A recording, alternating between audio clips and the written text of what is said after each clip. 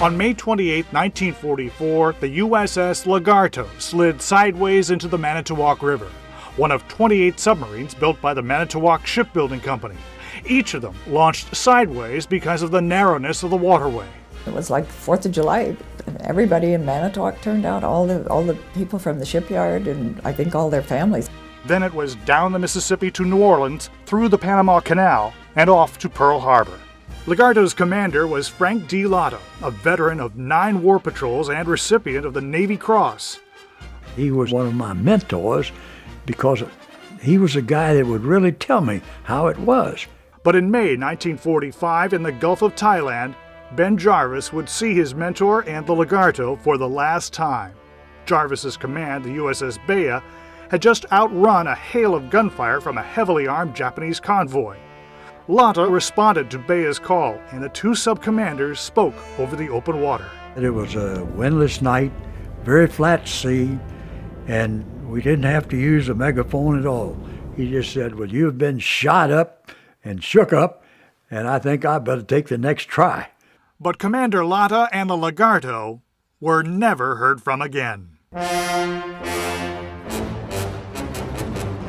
The sub and her crew, however, would not be forgotten. The Wisconsin chapter of the U.S. Submarine Veterans convinced Jamie McLeod, a wreck diver in the Gulf of Thailand, to look for the missing sub. Nearly 60 years to the day that Lagarto disappeared, and roughly 150 miles from shore, McLeod found the missing sub on his first attempt. First thing I saw was the very, very front of the bow. And then I didn't quite reach the conning tower because I was so excited. I wanted to get the signal up to the guys quickly to come and have a look. In March 2007, the Wisconsin Maritime Museum sponsored an expedition to the Gulf of Thailand. John Chatterton and Richie Kohler, profiled in the bestseller Shadow Divers and hosts of History Channel's Deep Sea Detectives, conducted 4 dives on the Lagarto looking for answers to how it sank.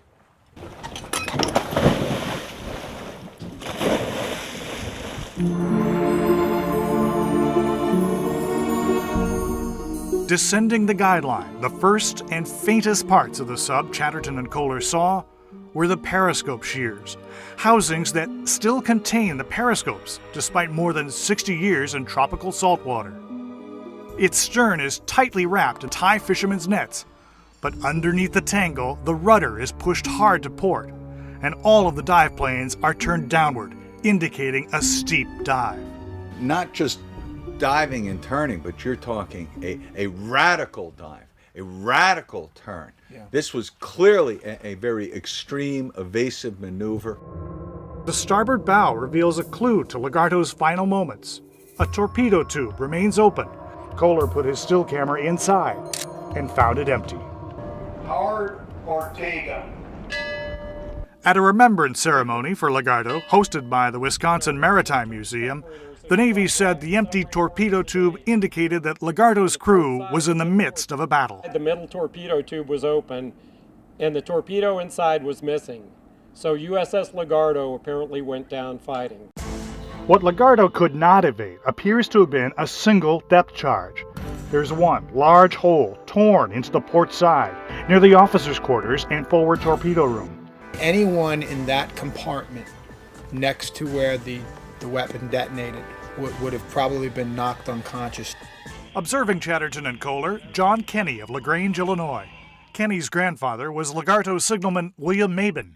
I think the people who at Manitowoc should be very proud of this. These sailors would have really liked to know that when they're gone, and then rediscovered that people care, and that the fact that no one is tampering with any of their remains. Some people will take items from a dive as mementos. None of that is being done. The torpedo tube, the dive planes, the damage, all leave a frozen image of Lagarto's final moments. It is a snapshot filled with dramatic action. They could have made an escape at that depth without any trouble. Did crewmen choose to stay with the doomed sub rather than risk certain enemy capture? Frankly, I would rather be picked up by Japanese than be drowned. But why then were all of the hatches found closed? The Gulf of Thailand has more secrets to reveal about the men of the USS Lagarto, whose sacrifice we honor and whose remains the Navy has stipulated shall not be disturbed.